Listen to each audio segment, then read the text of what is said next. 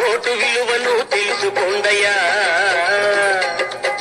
పూట తిండికి లొంగవద్దయ్యా. ఓటు విలువను తెలుసుకోండయ్యా, పూట తిండికి లొంగవద్దయ్యా. మనిషి మంచినే చూడండయ్యా.